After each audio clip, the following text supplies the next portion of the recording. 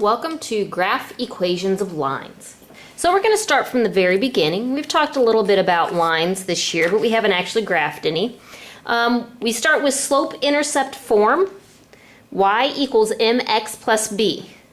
What you need to remember is your slope is that m, so the number that's attached to the x, and your y-intercept is your b. Now you can't find your slope or your y-intercept until you actually get y by itself. So we're going to talk a little bit about that today as well. So the steps to graph a line when you're given an equation is, first thing, you have to solve for y. You got to get y by itself. The next thing, you need to graph b on your y-axis. Remember, your y-axis is your vertical axis. So when we're talking about y-axis, we're talking about on that line.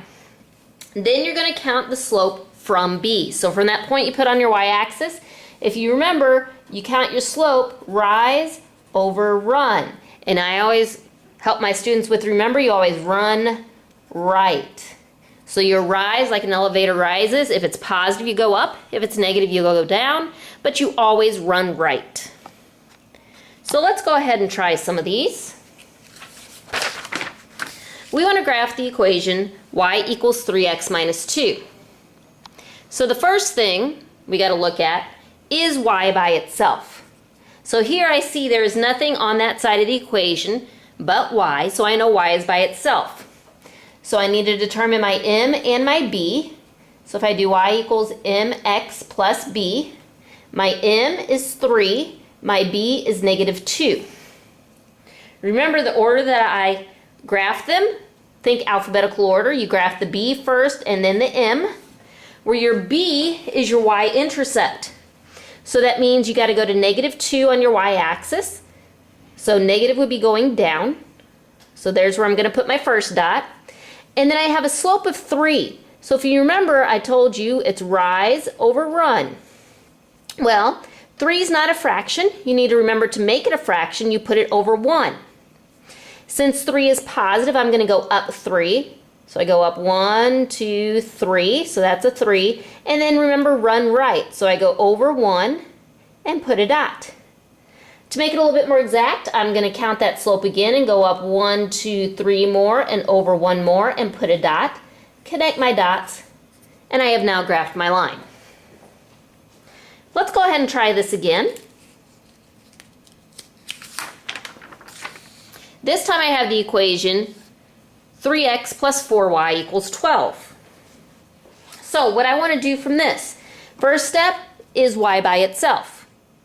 In this case, y is not by itself, so we have to talk about how we get y by itself. So what I do is I have students put a box around the y. You use the same rules that you would for solving an equation. We draw the wall. We always move over what is not attached to the y first. So in this case, that 3x is not attached to the y. You use addition or subtraction to move it over. So since it's a positive 3x, I have to subtract 3x. These cancel out. My 4y comes down. And remember, it's y that I want to get by itself. 12 and 3x are not like terms.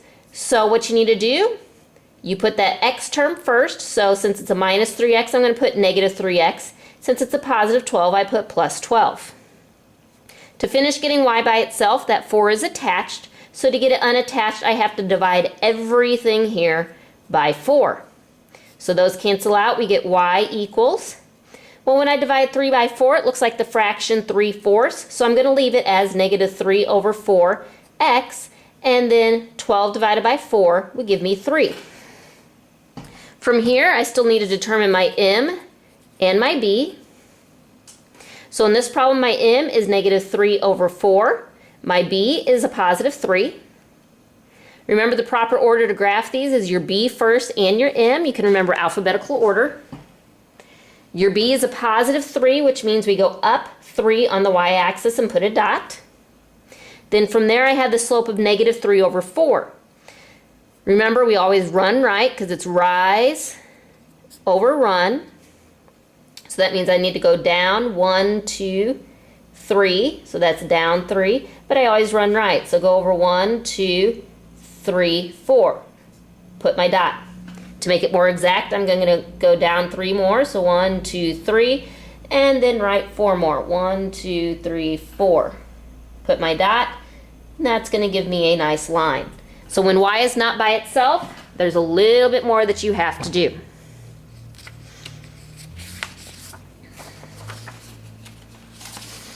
Let's go ahead and look at another one, because I want to practice more and more with this solving for y.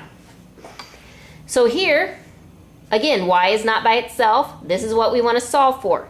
If I draw the wall, the only thing over here on the side with y is a plus 5. Plus 5 is not attached, so opposite of plus 5 would be a minus 5. So it cancels out over here. The y comes down, and it is by itself because there's no number attached. Then we need to put this in a proper order. Remember, it's y equals mx plus b, so the x term goes first and the number term goes after it. So it's a negative 2x, and since we subtracted a 5, it would be a minus 5. From here, you need to find your m and your b. Your m would be negative 2 because it's the one with the x. Your b would be negative 5. Remember, b goes first in the alphabet. So I go down to negative 5 on your y-axis. Remember, it's always on the y-axis. Then you got a slope of negative 2. Rise over run. Since it's not a fraction, you have to make it a fraction by putting it over 1. Then I go down to right 1, put a dot. Down to right 1 again, put a dot. Connect my dots. There's my line.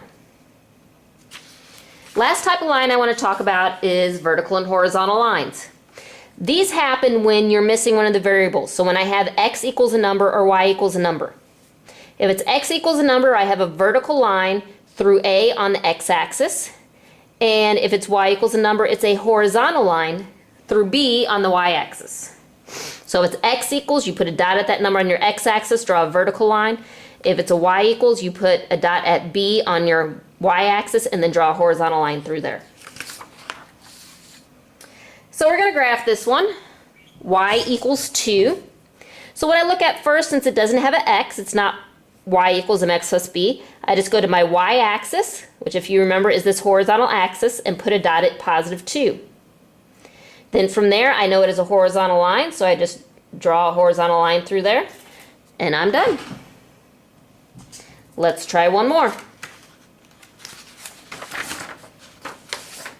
I want you guys to try to graph x equals negative 3.